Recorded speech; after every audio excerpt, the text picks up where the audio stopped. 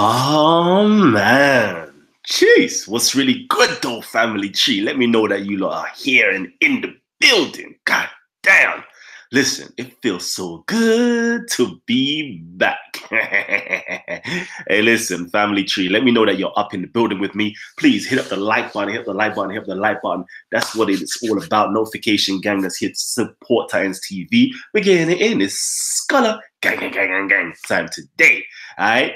Y'all shouldn't, I don't know why you did it, you know. You shouldn't have done it. You shouldn't have done it. But anyways, here it goes, here it goes, here it goes. So anyways, yeah, I apologize. First of all, let me just apologize yesterday. Couldn't do the show. Unfortunately, my health isn't at the greatest at this moment in time. And especially at nighttime, it kind of deteriorates. So every time I'm planning to do a show, I'm like, yeah, let's do it. I'm daytime, I'm in it, I'm with it. And then when it hits nighttime, I'm like, oh man, it's kind of peak for me right now. But yeah. So you saying though, family, it's lagging. You know what? I apologize. I don't know if we have to do a second show on it, but we're actually gonna do a whole series on this. I'm gonna do a whole series on it. You know, as you guys been saying, they woke up the sleeping lion. They shouldn't have done it, but yeah, they did it. So I'm gonna do a few of these shows actually, break up into some small parts. This particular show is actually gonna be dedicated, of course, to Mohammad Hijab. And we're talking about, the certain hadiths that he was trying to bring up, or the sole hadith he was actually trying to bring up about, black people being ugly or deformed in the Shia hadiths. And we're actually going to dissect that and go into that and see whether that is the case. We're also going to be talking about, the Arabic, Muhammad Hijab. He's got this kibr, he's got this arrogance and pride in his heart, this Arab pride, If you don't know the Arabic language, then I don't want to talk to you. You are not qualified. You are not my equal. You're not my peer to be talking on this. Akhi, please, let's just read, one chapter. Choose a chapter. Surah Al-Naba. Yes, we'll choose that and we will read. If you can read this chapter, then, we can progress with a debate. Type of nonsense. Do you know what type of nonsense that is, That's how I know, these guys are actually rattled and shook to actually debate somebody that you now have to bring up some irrelevancies. Like, I don't ever see them bringing up any of these tests when debating a Christian about Islam. Never. Any of these tests when debating an atheist about Islam. Never. But because these individuals are part of your own community, i.e. Islam, and know the Islamic text, you've got a problem now. So let's just find where they may be weak. The Arabic might not be too strong. You say, I'm born as an Egyptian. I've got Egyptian parents, so therefore I'm speaking Egyptian Arabic. So I've got one up on you. That type of madness there, I actually detest and I hate. It's a form, as I said before, it's a form of Arab supremacy, and I absolutely find that abhorrent.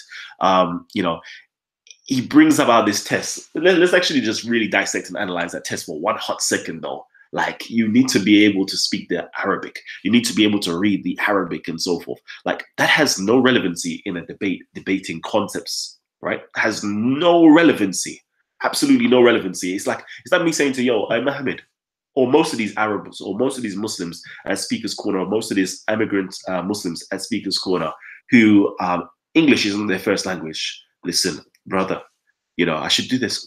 Put on my received pronunciation. Yes, excuse me. One must be able to read Moby Dick. If you aren't able, no, forget that, not Moby Dick. One must be able to read William Shakespeare. We could bring up any sonnet or any play from William Shakespeare.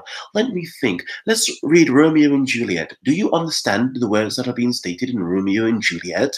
Like, it is a mad thing, It's an absolute mad thing. And we're going to show you how your Arabic test here is actually going to fail you so despicably. It's going to fail you because you know what? Yeah, I don't even need to know Arabic here to the point of being able to speak it. Most scholars don't need to be able to speak the language that they're actually, dissecting or going into. It's unnecessary. There's many dead languages. For example, there's Latin, there's ancient Hebrew, paleographic Hebrew, there's, even the Medo-Netia, for example. You got the Sumerian language, Akkadian language, the Elamite languages. All of these scholars go in a profound detail. They can create lexicons and dictionaries and grammars of these languages without even having to speak the language. That is so irrelevant to the conversation. But anyways, let me just put that out of the way. And I find it very interesting as well, right? Yeah, you you produce this test. You know, you have to be able to speak Arabic in order to, you know, speak about, you know, Islam or speak about this specific topic about imama. But you don't need to know the Arabic language to discuss the racist or supposed hadith that includes racism in it. You don't need to know the Arabic for that. You spend a good 45 minutes plus. Let me go back and check the video furthermore. Let me just quickly go and check the video. Lord have mercy. Yeshua HaMashiach. Nah, let's just see. I'm checking the video right now. Yeah, my computer's moving mad slow. 46 minutes, yeah? Including, no, you must have spent at least 50 minutes, if not an hour, discussing this one hadith, yeah? And related and stuff related to racism, right? Stuff related to racism. But you weren't able to speak about Sunni Shia polemics. You wanted to bring up racism. Like you actually, and you, yes, no, this is very important. You know, black people are being oppressed, okay, due to, you know, certain Islamic texts. So now you care about it, is it? Abi? So now you care. Now you care. Please, is everybody remembering the Libya slavery, and was talking about the racism in that, right? Was anybody hearing Mohammad Hijab coming out to be the defender of black people? And yes, no, he's like, to hell with that, to hell with that. He said it blatantly, to hell with that. What do I care? But now all of a sudden, because you're having a dialogue with Shiism, and you've now learned this racism stuff, yeah, I want to bring it to the forefront. Come on, man. We already know you're mad disingenuous. Yeah, let's not even play games with it. So, anyways, yeah, let me get back into this though. Let me get back into this. Man spent 50 minutes discussing a hadith, yeah. But he didn't need to know Arabic for it, or the people listening to that conversation, or debating that conversation, or dialoguing with that, or having an exchange, didn't have to pass your Arabic test at all, did they? They didn't have to do it, right? All right, cool. Say nothing. Say nothing. Say nothing. You want to bring up this whole Arabic game? I'm going to show you how your Arabic game is going to fall short with us, right? Because there is a massive difference, yeah, between modern Arabic, right? There's a massive difference between modern Arabic. There is various different, for those of you guys who don't know, all right, we have modern Arabic, right? But then there is loads of different dialects within inside of modern Arabic. For example, there's Hijazi Arabic, there is Egyptian Arabic, there is Moroccan Arabic, there is, you know, all different forms of Arabic, yeah, across the spectrum, right?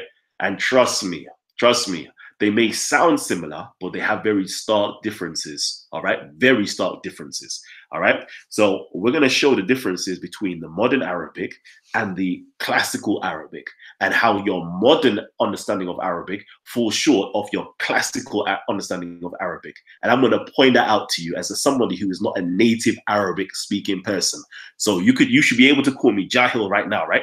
You should be able to say, I'm ignorant of being able to Kalam, to be able to speak the language, right?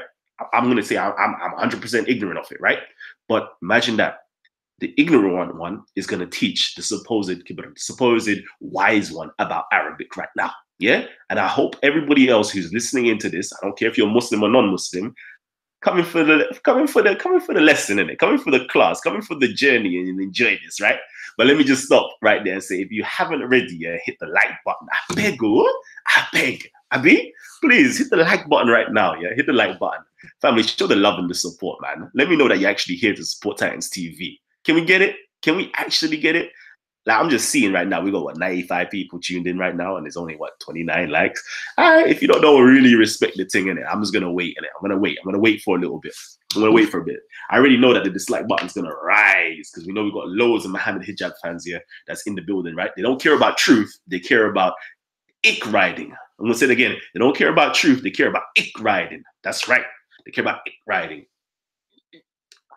Because if you really cared about truth, you will listen to hear what has to be stated. All right, so let's get it now. Let's actually get it. I actually want to play some videos with you guys, yeah?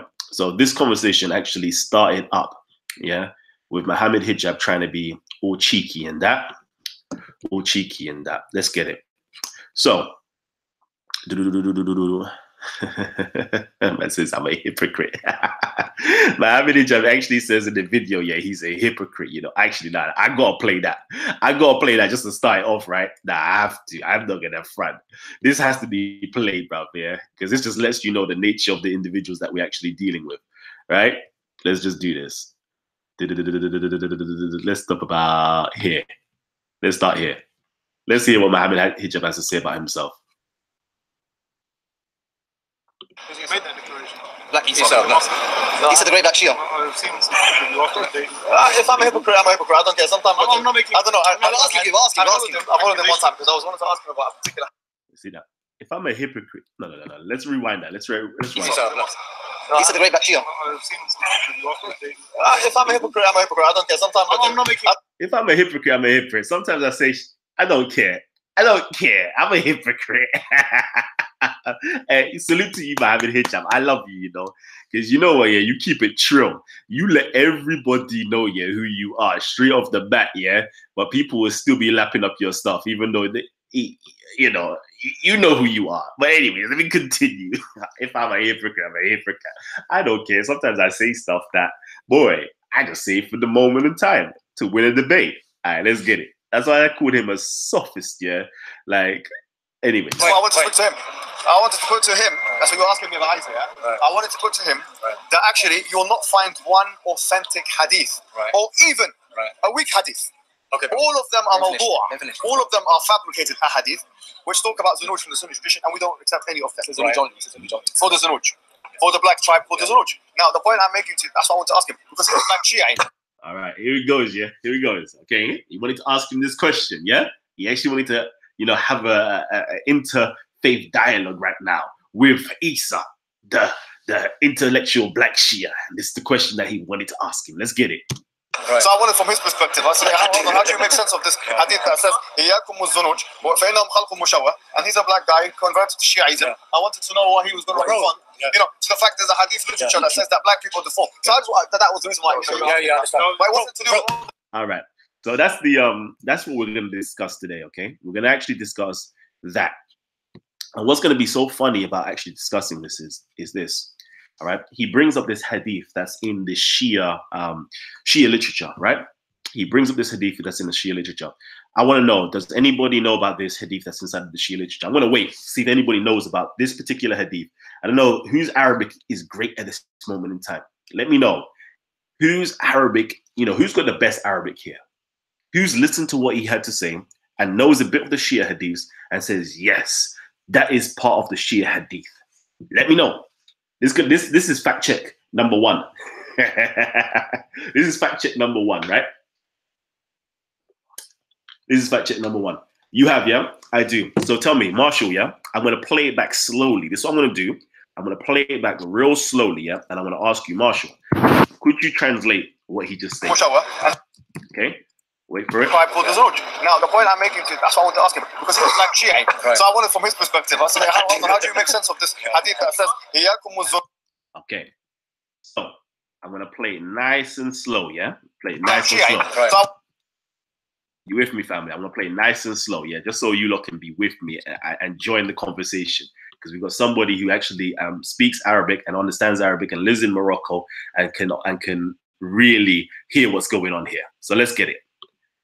I'm going to put it down to about 0.75 so you lot can really listen to it, okay? I wanted from his perspective. I said, how do you make sense of this hadith that says, and he's a black guy. Okay, so you heard that, right? That's the Arabic, and I want you now, please, to translate that. Brother Marshall, okay? I'm going to wait to see if you can translate that. Yeah, I'm actually going to do this. It's going to be interactive right now. Real interactive. Marshall, are you there? Talk to me, King. Talk to me. Yep, you there? Can you please translate what you just stated? And this is me, you know, boy. Like, and it's fascinating, yeah. It's fascinating because the non-Muslim, yeah, is going to educate the Muslim right now. All right. So he just basically brought that hadith. I'm still waiting for Marshall, yeah, but unfortunately Marshall's not coming up, right? What the brother just did, yeah. What what Mohammad Hijab actually did, yeah, was not translate something, yeah, or actually quote something from the Shia hadiths, yeah. Thank you, Marshall. Okay. He's saying that basically says black people are deformed people, right? Perfect. Thank you for that. Okay. Let me actually share my screens because Marshall just gave the answer. All right. So Marshall just said, it basically says black people are deformed people. Excellent. Absolutely excellent. What I'm going to show you is, yeah, he's not actually quoting from Shia literature. He's actually quoting from Sunni literature, right? He's quoting from Sunni literature, not Shia literature. Shia literature does not actually state what he just said, all right? Right here. He quotes this part of the Sunni Hadith. This is a Sunni Hadith right now, yeah? Coming from Aisha. And you already know that Shias ain't taking nothing from Aisha, right?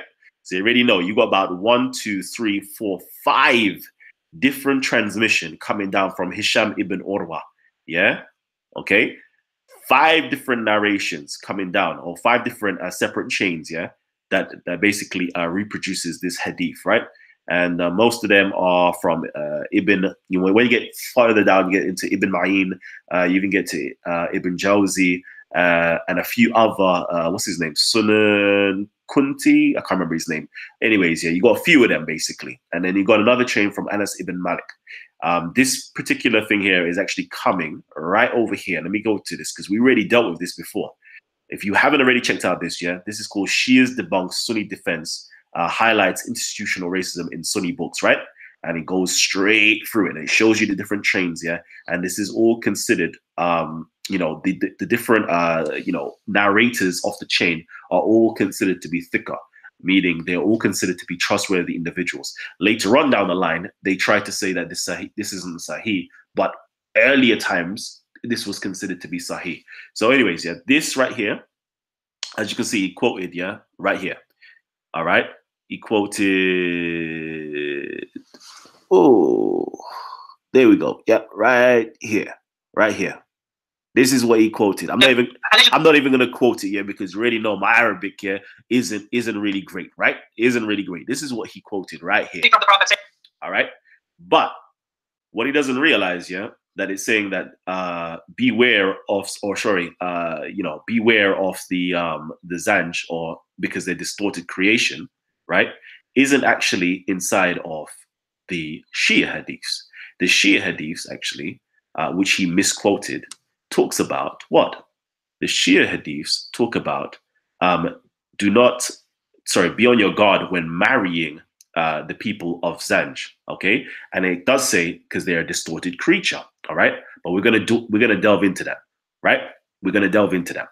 So we're seeing right now, yeah, that first of all, Mohammad Hijab, you actually misquoted the hadith. So I'm just gonna do some petty fact checking with you, and you're actually quoting something that's not actually found inside the Shia hadiths, but you're quoting something that's found inside of the Sunni hadiths. Okay, the Shia hadiths has this one sole narration, but you, as in the Sunni hadiths, it's in multiple different chains of transmission, right?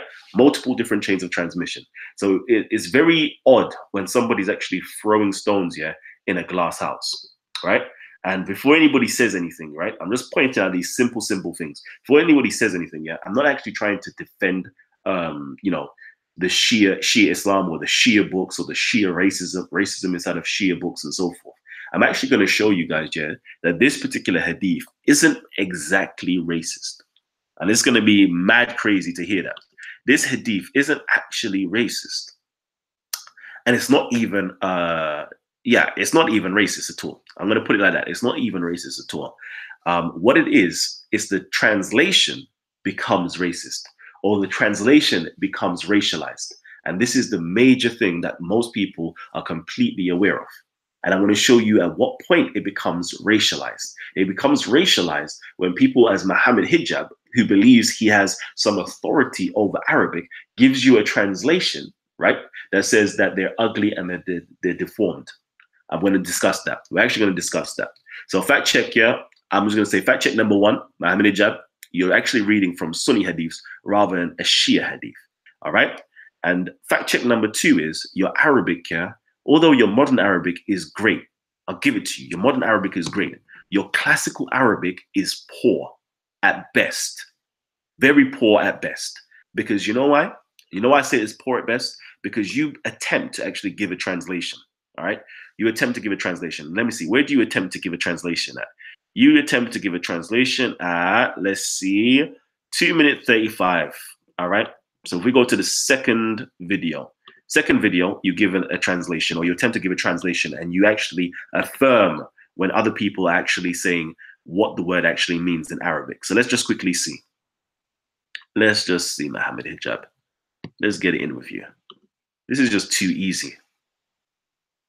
Things in their faces. I mean, they still do that now. All right. In Kenya, you go to Kenya, you're going to find tribes that people put things in their... Okay, let me slow it down. You know, I watch my stuff like super fast. I can't watch it slow. It's like, you know, my brain ticks too fast. Faces and that. But there is one saying but they don't have in your books. But you know this word, mushawwah. Okay, see, look. You're ready for this? Are you? Look at the arm. Look at the hand gesture right now, though. Are you pre-ing it though? Are you? Nah, you know, ain't pre-ing it though. Let me know if you know pre-ing it. This is how you know it's serious, yeah. When an Arab man comes out, says, brother. I'm about to you. This when you know it's gonna be something serious. Another hand gesture is this. When it's this, you know it's gonna be something serious. But when it's that, and we're getting to something really precise right now, brother. Brother, I'm going to tell you something that nobody else will ever tell you because they're not Arab speaking Muslim like me. I've studied Arabic grammar. I know. Brother. Check it though. I don't think I'm checking Mohammad Hijab. I love you, Mohammad Hijab. You're a funny individual. Let's get it real quickly. So here he goes. Yeah, check the hand movement now. Do you know what it means in Arabic? Listen, do you know what it means in Arabic? And this is where No. Look, let me just show. Let me just play with the crowd right now. Look. See, we have a bunch of Shias right now, and they don't know Arabic. Look at this. Deformity or abnormality or deformity. Yeah. Oh, yes, you're right. It means deformity. It means abnormality. Yes, you're right. Sa. Type. Yeah, tashwih. Literally, when you see tashwih. Now I'm going to the verbal form of the Arabic now of the word mushawah. What's the word again? Mushawa. I don't even know. Mushawa. Let me stop. Yes. Let me go into the verbal form because you know it means. have some. But bro, you know what? You're saying this. Is they're not normal. You're saying this, right? Yeah. But then at the same time, in Bukhari, you do have traditions where it describes. Yeah, it describes like it says, obey your leader. Even if he's Ethiopian, his head's like a razor. Yeah, absolutely. I love this, because this is a nice counteraction. I'm going to get back to the point I'm talking about, but I need to listen to Sayyid Ali right now. Salute to Sayyid Ali. There's not criticism. No, bro. Okay, now. It's explain it away, that's fine. But the point is, that's not criticizing. Can I answer that? That's not criticizing. No, because the idea is. Ooh, look at that. Remember that the two hands now, the idea, Yani. The idea is, it means this, Yani. Let's get it. Look, first of all, Hadith was trying to say you've got to obey your leader, whatever color they are. And he said, even if his head is as black as a raisin, it's like raisin. Woo! Even if his head is black like a raisin, I love it. I love when I listen to people, and the understanding of text. I love it. Even if his head is black like a raisin. Does it say that? But anyways, let's continue. Exactly. Yeah. Because the raisin black. So why does that seem low in rank though? No. Jeez! God, son! A Shia Blade Runner. Yeah, Ali, I listen. But why does it seem low in rank though? Why does an Ethiopian with supposed a black head now becomes lower in rank? Why is it that even if why does it mean now like that this is the lowest of rank now? Like why is that? No. Let's see what he has to say. That by is suggesting it's lower in rank. Well, no. Hold on. Let me tell you why. Let me give you an answer. I want to understand. Yes, Zan. Yeah, I want to understand. Yeah, bro, put it on him, you little beer. No, please. I think. Please. You know they start touching you now. Yeah, like, come on. Let me dominate this conversation, please. Let me dominate it. Like, please, look, behave yourself. Let me try to dominate it. Let me answer this question. No, let me just, no problem. We're going to talk about it, yeah? But what I'm saying is that the reason, there's a lot Akbar, yeah? This is really interesting. There's a hadith in Bukhari. Sidetrack, yeah. Like, now he goes on talking about a woman, yeah? Like, this is what I'm saying, yeah? This is classical. I've seen this, I've noticed this, yeah? When it comes to Mohammad Hijab, yeah, and Adnan Rashid, yeah? Like, that little grouping, yeah? Like, when they don't know something, right? They will just now deflect and sidetrack somewhere else. Let's red herring. Like, about the black woman. Like, hold on, we're talking about the Ethiopian like obey, you know, listen or hear and obey the Ethiopian whose head is like a raisin. Like, we're talking about that, but now we're going to be sidetracked to something else. Listen, classical sidetrack, man. Ayo, side man. Ayo, side man. Allow it, G. Allow it. But anyways, yeah, let's go back to what it was really about. Yeah, we're talking about back over here somewhere. Back over here. Yeah. Arabic, and this is where Deformity. Good. So we've caught you saying, yeah, that you agree. My Shia brothers, yeah, were telling you what it means in Arabic. Yeah, and you agree, right? It means deformity. Absolutely awesome. Absolutely awesome. And this is how I'm going to show you, yeah, that your Arabic, yeah, your pride in your Arabic, yeah, is going to fail you. Let me just show you how your pride in Arabic is going to fail you. Because you may know Arabic because you've been grown up in an Arabic household, right? You may know it, but you don't know classical Arabic. And it's clear you don't know classical Arabic, right? And you don't know how to do a, how can I put it? In linguistics, okay? In the field of linguistics, we study linguistics. Shouts out to all my, you know, Amin Ra squad and others here who study linguistics, and we go through these studies. And these studies aren't easy, you know. It's hard. Like, I'm telling you, we spend weeks on weeks here just going over one word just to have a comparative historical analysis of one word, bruv, yeah? So this is something that is very intensive, and I know you ain't done this. I already know you ain't done this, but you're speaking about something that you don't have no knowledge about. Let's actually do this. Let's actually do this, all right? I'm actually going to go into the Lane's lexicon right now. Let me go into the Lane's lexicon real quickly so we can actually see what does the word, see, even me, I'm saying the word wrong now, yeah? Sorry, mashawaha. Mashawaha. That's it right there. Mashawaha. Yeah. Let's go into it. Let's actually go into it and see what it actually means. Let's do this. And this is so good, yeah, because I done this so long ago, right? So over here, all right. And this is how you know, yeah. And that's why I always say, yeah, always be careful, yeah, of the translators. Always. I always tell you that they're goddamn devil. Because these translators, yeah, because you don't know the Arabic and you don't know the classical Arabic, you're gonna have to rely on the translation. And you have to realize that the individuals who are translating these works here, they have a political agenda, they have an ideological agenda, and they may even have a racial bias when producing translations. I'm going to show you why that is the case. All right. So right now, yeah, we've just gone under. This is actually just a cutout of it. Okay. So I'm just going to make it big for you guys to actually see. All right. So right here, you have the word. All right. You have the word right here, mashawaha. Okay, right here, mashawaha. Right, but it has various different meanings. Right, it has the meaning of a woman frowning or morose in face, foul, unseemly, or ugly in make. All right, and also beautiful, goodly, or comely, that excites admiration and approval by her beauty, thus having two contrary meanings. So the question I always ask, yeah, why do you guys, yeah, choose? This is what I'm saying, yeah. The translators, yeah, out of these various different definitions, yeah, they've actually chosen to not go for beautiful, goodly, or comely, or a female that excites admiration and approval by her beauty. They've actually chosen to say no.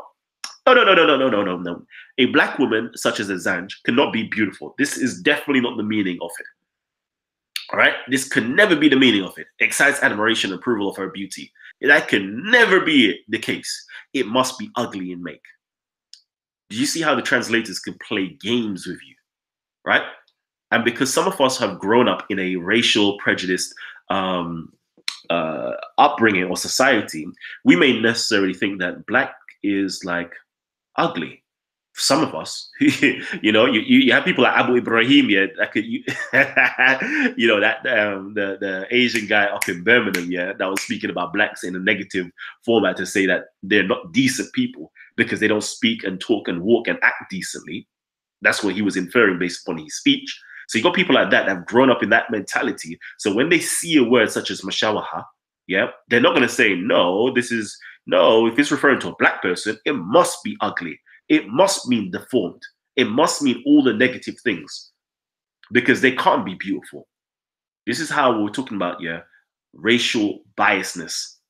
when these people are not of your own kind, like for us, for most of us, yeah, we've grown up in a society where, as black people who know themselves, who are conscious about themselves, yeah, we got the tagline, black is beautiful, black is beautiful, black is beautiful. So if I had my own racial bias, right? Okay, if I had my own racial bias, I would translate that as saying, no, this means they are beautiful, the Zanj are beautiful, they're comely, they're ones that excite admiration and approval by her beauty. That's how I could translate it. I'm not saying that this is the meaning, but I'm just showing you based upon your social influences, you could translate into two different ways, simply because it has two contrary meanings. So which one do you choose? And we can see that because these people have a racial bias already, they're going to choose ugly. If this was a pro-black person now or Afrocentric person now speaking, they'll say, nope, this is beautiful, if they have a bias and they're acting upon the bias. All right. But I'm not even saying this is what it means even. But check it. I'm just saying, period, how they will never bring that into the situation. They will never say, you know what, when you're marrying somebody like a Zanj, yeah, god damn, yeah, if you see the curves on those women right there, yeah, listen, other men might be lusting after your women, so be very cautious. Be very cautious and be on your guard, right? Nobody ain't thinking like that. Why don't we translate it in that light? That's just a question out there for my Sunni brothers and sisters out there. Why isn't it translated like that in your own text? Don't think about the Shia text. This is in your Sunni text as well. Why isn't it translated like that? Just putting it out there. Think about it. Pre-game. All right. Now, it also has another meaning, yeah, which means to smite quickly with the evil eye, smites people effectually with his and her evil eye, and so forth, right? Has other meanings, says to rendered foul, ugly in face by God, and so forth in shape. All right. So these are the different meanings, yeah, when you go into the Lane's lexicon and actually view to see what it actually has to say about this particular term. Because when we're using these words, we have to understand what does it mean, right? Now, we're now stuck here now. We're now stuck here. So we can say, I can translate it in any which way I want now. I can say it means, a woman frowning. I can say, nope, it means a beautiful woman. Nope, I can say it means an ugly woman. I can say, nope, it means a deformed woman. I can say, nope, it means, somebody who's using the evil eye. Like, which one is the correct one? We can simply say, well, it's just based upon my own bias. I could just choose which one it is. But guess what? In true scholarship and academia, yeah, you just don't do that. Right? You just don't do that. Religious people, they may do it. People who are emotionally invested in a subject or situation can do it. But somebody who's objective, I don't care one way or another. If it's racist, I'm going to say, boom, it's racist. Yeah? Don't think, don't think, yeah, I'm trying to support my Shia brothers here because we've got a close relationship. I'm telling my Shias right now, yeah, I will disown you, yeah, in a flash. Let me put this straight out there so people can actually see. So people can actually see that I'm being actually serious, yeah? My Shia brothers, I will disown you in a flash, yeah? Don't think you can come to Titans TV, yeah, and think that, yeah, this is a safe zone for Shiaism. No, right? I'm going to be fair and equal as I'll treat every single body who comes on Titans TV. My only loyalty, yeah, my only wallah al-bara, al-wala al-bara, al-wala al-bara. My only wallah, yeah, my only loyalty, my only love, my only allegiance, yeah, is to truth, justice, and righteousness' sake. Yeah, that's my loyalty. So the moment anybody starts speaking falsehood or speaking untruths or start lying or misinforming people, I'm gonna correct them, right? But so far, it just so happens that my Shia brothers are on haq. It just so happens, yeah, the haq is with Ali and Ali is the haq, or a haq, should I say. Yeah, it just happens that way. It just so happens that way. All right, so don't think, yeah, that I'm being biased right now. I'm going to get into this right now. Hey, okay, yeah, if you're loving this thing, let's get it, yeah? So anyways, all right, so what I chose to do is this, okay? We have the Lane's lexicon right here, right? I could have done a very intensive study, but I didn't have no time to do an intensive study. I can go through every single lexicon and dictionary there is, yeah, to do this. But I said, nah, let me just go with Lane's lexicon. Lane's has actually compiled everything for us already. It's just much more easier, and I can actually double check on, the other dictionaries if necessary, which I have done. So what I did was this. I done a, I didn't even finish it. So basically what I did here, all right, is list all the dictionaries that make mention, okay, of the definitions of what the word mashahawa. See, I'm getting it wrong now. Now, let me read in Arabic first. Let me go to the Arabic before I make a fool of myself. There we go. There we go. Mashawaha. Mashawaha. Sorry, mashawaha. There you go, yeah. Let's go into it, yeah, and see what it says. All right. So there is the different dictionaries that give you the definition of what it means. One of the most famous dictionaries, yeah, is the Taj el-Aruz, yeah, and this is written basically in the 1767, yeah, and it gives you all the definitions. So it means a woman frowning or perusing face, foul, seeming, or ugly in make. The third one is beautiful, comely, or beautiful, goodly, or comely, except admiration, smites quickly with the evil eye, etc., etc. Right? So it gives all of the definitions of it, right? But what we're going to do right now, yeah, is this. We're going to do a historical analysis, all right?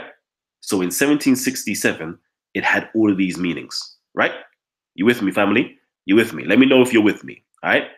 But in 816 AH, okay? 816 AH, let's see. Let's add 600 years to that. So that's roughly in the 15th century, yeah? Roughly in the 15th century, it has these types of meaning. But when we go to the earliest dictionaries, such as the one by Layth, yeah, Layth ibn Nasr, I believe his name is Layth ibn Nasr, and he's also part and parcel with Al-Khalil, yeah. The first dictionary that was ever made, yeah, was the Kitab Ain. Let me just quickly do this. Let me see if it's up here. Kitab Ain. Let's see. Kitab al-Ain. There you go. So you got the Kitab al-Ain, yeah, compiled in the 8th century by Al-Khalil ibn Ahmed al-Farhidi. Kitab al-Ain, yeah, right here. This is the first. It is believed to have been the first Arabic language dictionary and one of the earliest known dictionaries of any language. Yeah, shouts out to my Arabs, yeah, for doing that work. Yeah, might even be one of the first known dictionaries. Yeah, so if we go back to the earliest records, right, that's only fair. What did they mean? What did it mean in that time period? That is the closest time period, yeah, to the Prophet. So if we want to know what the Prophet actually meant, let's go back to the earliest, or if this is what Ali meant, let's go back to the earliest dictionary to see what the term meant. Boom. And right here, it's talking about somebody smiting quickly with the eye. This is talking about the evil eye right now. So what does it say here? That smites people effectively with his and her evil eye. So this is what it's talking about. This hadith is talking about somebody smiting them with the eye. Okay, we can go into the Siha by al-Jawhari. All right, this is the second closest one to the time of the Prophet, even though it's coming almost 400 years after Hijrah. Almost 400 years after Hijrah, right? Look, and it has the same meaning. But what happens when we go further down in the years? Yeah, so if we go later on down in the years, we get these new meanings and these new nuances, i.e. meaning foul and ugly. All right. We have these new nuances that didn't exist in the earliest dictionaries. The earliest dictionaries tells you what it means. All right. Now, if my methodology is flawed, all right, and you're, you bring it up, let me just show you what you brought up. Let me show you what you brought up, my brother. You done this, okay? You gave us what we can find in a Hansware dictionary. This is what you gave us, mashawaha, yeah? Yeah, this is what you gave us, meaning disfigured, defaced, deformed, mutilated, maimed, and so forth. Yeah, ugly, distorted. This is what you gave us. This is the most recent understanding and translation. What you don't realize is language changes throughout the years. You dig what I'm saying? Back in the day, bad meant bad. Yeah? Now we start using bad as meaning good. God damn, she's as bad as uckers. For those you know, you don't know, innit? Yeah? Like it changes throughout the years, my brother.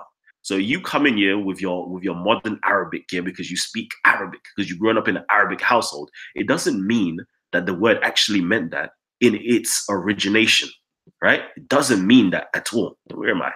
Go back to it. It doesn't mean that at all. So I want to know, yeah, when you're giving us the definition, yeah, of that word, where are you getting it from? Because you clearly ain't getting it from the ancient scholars. You ain't getting it from the classical Arabic scholars like Ibn Manzur, Lisan al-Arabiya. You're not getting it from those places, because in those places, it's got the same definition as well. So this is how I know, yeah, your Arabic has failed you. Yeah, you are a failure when it comes to Arabic. You're an absolute failure when it comes to classical Arabic. But yet you want to give demands to Shia brothers, yeah, to speak the Arabic, because they haven't been brought up in the same type of country as you, where Arabic is their first language. And you want to make a spectacle to belittle them and to show how much knowledge or how much qualified you are versus them. And I'm going to show you that somebody who doesn't even come even close to the areas that you lot come from, yeah, can show you up, can belittle you and show you that you're 100% unqualified to have these form of discussions because you don't know the classical Arabic and the classical Arabic lexicon and the classical Arabic definition of words and the classical Arabic context of how those terms were actually being utilized, right? So let's get it. Now I want to know, yeah, does anybody on here, yeah, understand and know what the evil eye is? I'm going to ask that question. So all my Arabic speaking people, what does the evil eye actually mean? Let me know. Let me know, family. And let me know if you lot are loving the show so far. You know, I'm here. I'm trying to see what's good with you guys. What's saying? What you are saying? Mohammad Hijab's time is up. Kalam, you need to bear in mind the first and most common use of the term mashawaha has always been negative. The semantic and pragmatic aspect of the term shows that it's negatively used. Indeed, it is being negatively used. This is what we're going to say now. So I want to ask you, since Marshall is an Arabic speaker, what does the term actually mean? I'm not talking about mashawaha, because we just realized what that term actually means. But I want to know, what does evil eye mean? Because it's saying evil eye, right? So Ezra says jealousy, right? Ezra says jealousy. Anybody else? Black Lion says jealousy and hatred, right? Anybody else? Anybody else? Anybody else? I should actually share my screen. Let me share my screen with you guys, because we're going to contextualize this in a hot second. We're actually going to contextualize it and show you how proper, studies actually, how you actually study. Evil eye means ayn hasud. Yeah, give it to us in English, baby. Give it to us in English, because everybody wants to know what it means. What does an evil eye mean? All right. So we got here. Oh, give thanks, Betty Bennett. Says Kalam is a very intelligent, articulate man. Oh, love. Okay. Ezra says jealousy. All right. Let's see. Somebody says putting a curse on somebody. All right. Black Lion says envy, jealousy, hatred. All right. Let's quickly keep on going. Let's keep on going. Let's keep on going. Let's keep on going. Let's see. Do we have any more definition? Envy, says Damon Man. Perfect.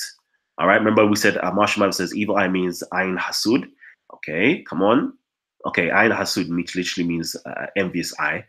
But say in English so the English speaking people can actually understand what you're saying, please. All right. So Saeed Haider says envy. Kemal bin Yisrael says jealousy.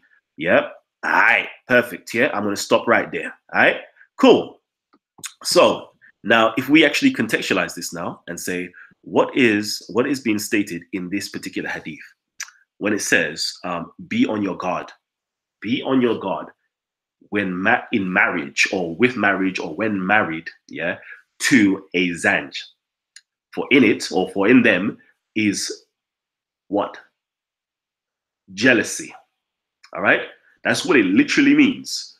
For in them there is a form of jealousy. They strike you with the eye. Yeah? There is a jealousy within inside of them. I've already broken this down before. All right? But oh, sugar, like Kalam is still negative though. Fair enough. I'm not gonna lie to you. I'm gonna tell you it is negative. But is Kalam telling the truth though? Is Kalam telling the truth? Although we've seen it there, but is Kalam telling the truth? Can we show you this? Yeah, we've now given you the linguistics of it, but can we show you this now in a context? Okay, can we show you this in a context? And what I mean by this is this. I'm actually going to show you a book, yeah, by Ibn Jahiz, Al-Jahiz, sorry, what am I saying? Ibn Jahiz, Al-Jahiz. So let me quickly type this in. All right. So Al-Jahiz, I believe he's in the 8th or 9th century as well. Yeah, 8th century. Born 776, right? Born 776 and died 868, right? He wrote a book, right? And he uses the term. He brings up the fact that what? Right here.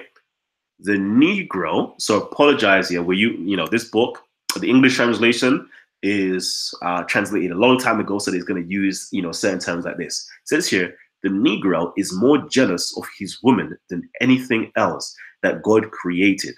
And his women are just as jealous and protective of him, as well as being more pleasant than other women.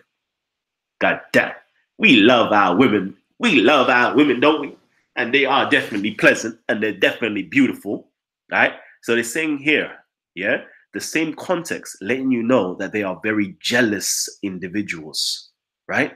So when Ali is telling you, yeah, be on your guard when marrying, yeah, be on your guard when marrying or in marriage, it's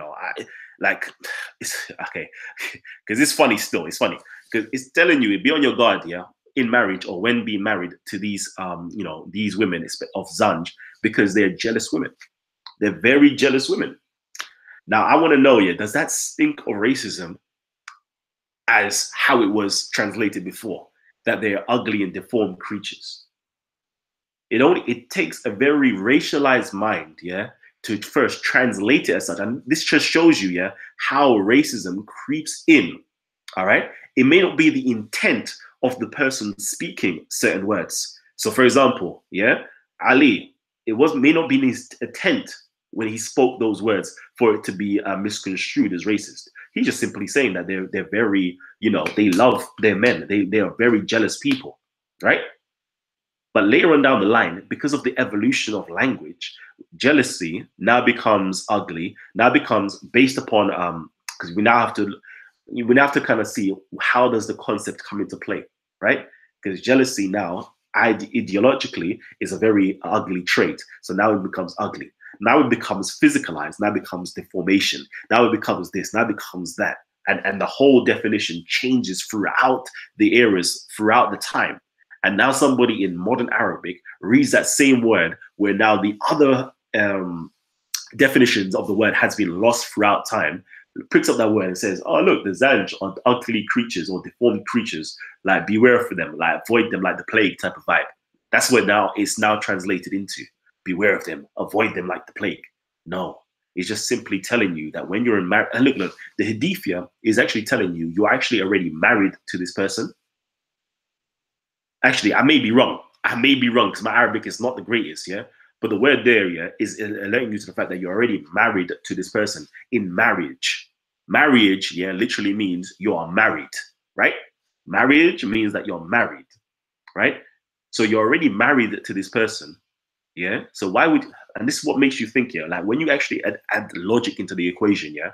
Like who would want to marry an ugly person? That's just my question to you, like, if this person is so deformed, yeah, why do you need to be told, yeah, to be on your guard? Why would you need to be told, yeah, to beware of something? Like, if I can see something, yeah, is going to be harmful to me, yeah, why would I need to be? I don't need the label. Like, you know, the ways they're like, smoking is bad. Yeah, they put a label on it because people think it's cool. Like, people are attracted to it. It lets you know, yeah, the men who he's speaking to, yeah, are already attracted to this woman or to these people. They're physically attractive to these people already. If you wasn't physically attracted, yeah, there'll be no need for a warning, yeah, or caution to be attached, yeah, to say to be aware of them. Like, it just doesn't make no sense. It doesn't make no sense. It's like me saying, be careful in having sexual relationships, with a horse. What the hell? What the hell? I wouldn't be thinking about having sex with a horse in the first place. What does that even mean? What does that even mean? But you see the woman over there in the red dress? My brother, be careful, yeah? Be careful when moving to that girl in the red dress, yeah? Because she's a baddest still. That makes more sense. The context makes more sense. When you start using your akal, when you start using your knowledge, your intellect, and actually analyze certain things here, it makes more sense. But anyways, I digress, innit? I digress. Let me stop talking.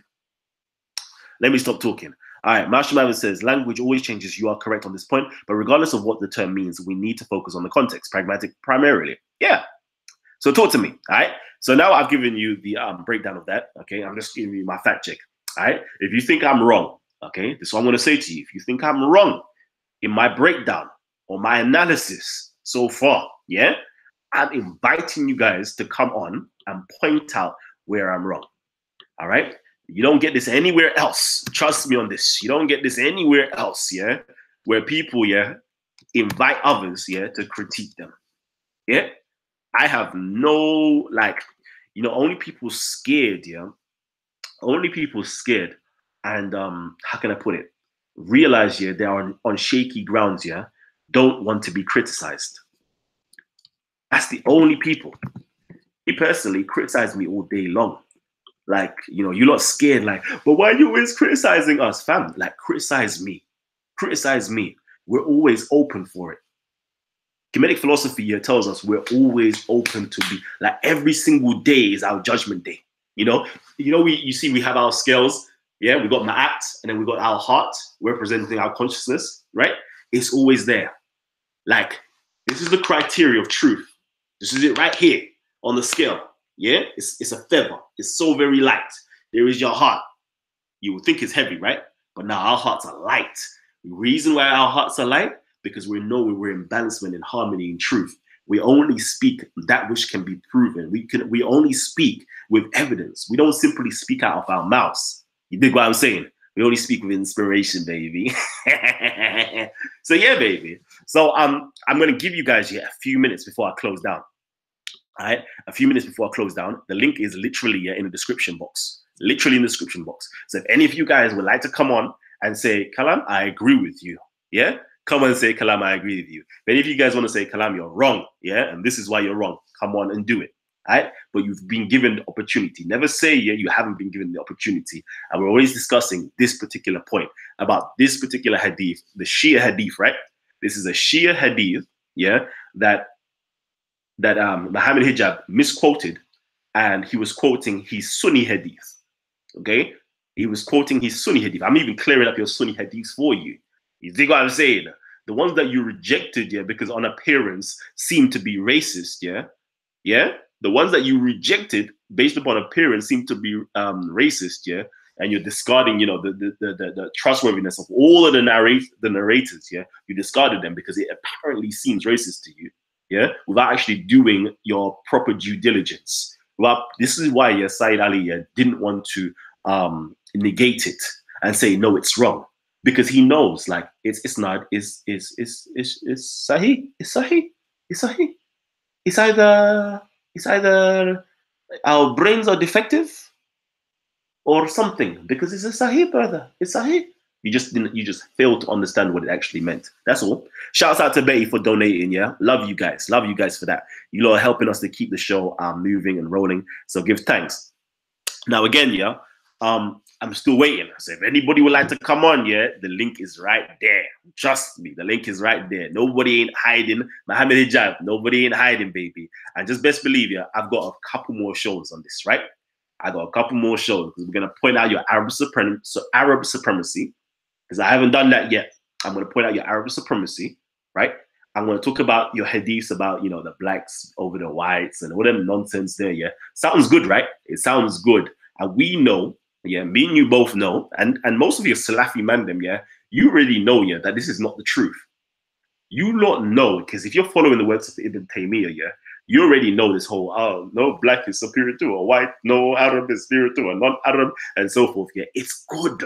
It's like the best rhetorical tool ever used, yeah? But the praxis, the actual reality is, no. Blacks are being mistreated, okay? And it's not just coming from out of thin air, right? I've already discussed this before. It's not just coming out of thin air. It's coming from the top downwards. It's coming from those, you know, fiqh, those people, you know, those people who deal with jurisprudence, the qadis, the judges, yeah? those people who are scholars, who are writing up stuff, those people who are in charge of hadiths and so forth, yeah, they're putting these types of interpretations and adding these fabricated hadiths in there, yeah, to make you guys have this understanding. And you may not even know, because you may not have read the original work, yeah, but it's being trickled down into the system, trickled down, where you have this you know, pre-racialized idea of people such as black people. Yeah, it's trickling down. It's coming from the top down. I've exposed this a long time ago, right? Long time ago. And I'm going to keep exposing it because it seems as though you lot need the reminders, you know? You lot need those quick reminders. Another thing I actually wanted to note as well. What was the other thing I actually wanted to note? Yeah, the whole black, yeah, look. There's hadith such as this, yeah, you know, Abu Dhar said, you know, a racist comment, oh, you son of a black woman, to Bilal, and all these things here, and Bilal put his, you know, put my foot over my head, and all that nonsense there, yeah. Like, it sounds good. I'm telling you, it's beautiful. But when I push you guys here and say, okay, where did it come from? Where did it come from? Where's the original? Where's the source? None of you guys know where the source is, and this shows you, yeah, how racism, even though you may not even know, yeah, it's just trickling down into the system. It's trickling down because you don't know the source, but you've been repeating these words. You've been repeating this word, and this now becomes mutawatir. It's widespread. It's well trodden. Everybody knows this hadith, but doesn't mean that hadith is sahih. Doesn't mean that it's true. Doesn't mean it's true. Doesn't mean it's true at all. You just heard it so many times that you believe it's true. You know, that's how you trick people, baby. You tell a lie over and over and over again, and you yourself will start to believe it, and other people start to believe it. All right, and I'm gonna pull up these things. I'm gonna pull up about, you know,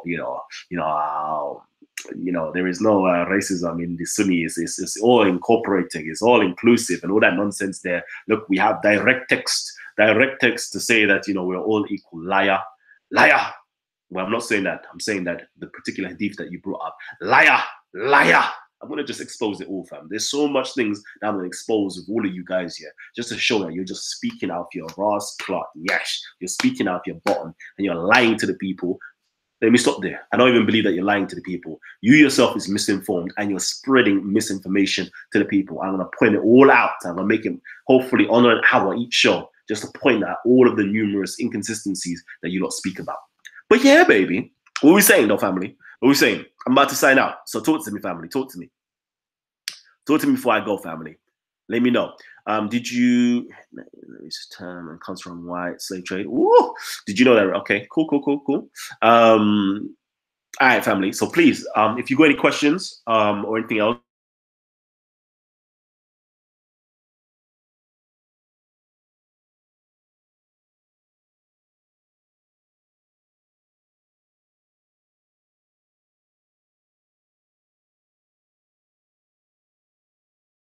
Vegeta. All right. So any of you two want to speak on this particular topic, criticize me or tell me I'm right. Let me know. I'm going to open up to Vegeta right now, real quickly. Vegeta. Am I wrong or right? Yeah. Yep. Am I wrong or right? First of all. Bro, I missed like 95% of your show, man. I'm going to watch it again. All right, cool. But I'll go one point though, yeah. You see in history, how many black Shias are famous, like, are respected in the Muslim world? If you look at the Sunni world, you got people like Abu al-Misk al-Kafur. Before you filibuster, who was one of them. Before you filibuster, okay? Before you filibuster. All right. You know, I'm pretty much sure, yeah, that most, if not all, of the Shia imams are actually black or have black blood inside of them, right? I pointed this out before. Pointed out the fact that Ali was described as being, you know, very dark, brown-skinned individual with curly hair, right? Pointed that out already. We pointed out that, Ali married into a Sindhi woman, and then his son, I think his name is Mohammad Hanafi, yeah, is another black son of his, right? Then we pointed out the fact that you have, Imam Riza, whatever his name is, Riza. You have most of the imams, yeah, all have black mothers. Most of them come from Sudan. Most of them are Nubians. Most of them or come from the north, Berbers. A lot of them are of African descent. So yes, the imams, the 12 infallible, those who are considered to be infallible, not just They're not just anybody. They're not just anybody. We're not even talking about scholars. We're talking about the main individuals. All of them, no, not all of them. I'm going to say the majority of them come from black blood, or those who have, I don't know, black blood. I hate using that term. African origins. A lot of them have African origins. But I'm going to stop there because I can tell that we're not actually going to go into the topic. Bro. Come on, man. Come on. You know the 12 Imams, right? Yep. The Sunnis also accept them, right? The Sunnis also accept them, innit? I'm not too sure about the Sunnis accept them. All right, tell me some Shia that own the Shia accept black people that own the Shia accept. The Sunnis don't accept as Sunni. The Shia only accept as Shia. They are actually respected, revered, top mandem in the Shia community. None, bro. There ain't none of them. Trust me, man. In the Sunni community, we got Mansa Musa. We got Abu Miskal Kufur. Abdullah ibn Yasin, who's born in 1059. He was a jurist of the Al-Mawarid movement. Tariq ibn Ziyad, black man again. Let me stop you. Huh? Let me stop you right there because I can tell that we're gonna go way off track. Okay, we don't need to be boasting about who's black and all these things here. Like, black people are everywhere. Okay, in every forms of society, respected and non-respected. All right, I don't even want to play that game of who's got the best black person or whatever the case. I don't want to play that. If it's not about the topic at hand, we can discuss this off air. But if it's not about the topic at hand, let's not dilute the topic. All right. So again, I'm gonna invite any of you guys in the last 10 seconds. I'm closing down. Last 10 seconds. Yeah. Would you like to critique anything that I have to say or affirm anything I have to say? If not, I'm gonna have to close it down. All right. I'm gonna do another show, hopefully a little bit later on. I might even do it straight after this. You never know, baby. You never know. It depends on how I'm feeling. Yeah. You never know. So this is the first bit. We're gonna do another couple shows. Yeah. Malay Raza, you know what? Yeah. I don't want it to be long, but I will add you. And if any of you guys would like to come on, yeah, with Brother Raza and a few other brothers, yeah, please hit the link down below. It's in the description box. But right now, I'm gonna sign out because we don't want to make it long. We want Mohammad Hijab's followers to actually view this video, right? We want them to actually see that he's been fact-checked, right? We want him to see that. Yeah, we want them to see that. All right, so let's get it. Family, peace and love. And I beg you, hit the share button like crazy. Okay, if you ain't gonna hit the share button, just hit the like button so people can see it. But hit the share button, share it on your Facebook, your Twitters, wherever else you can. Share it like crazy, yeah, so people can see this video, please. This is number one of Mohammad Hijab's fact check. All right, family, peace and love, and I'll see you guys on the other side. Oh man, young Cali, baby.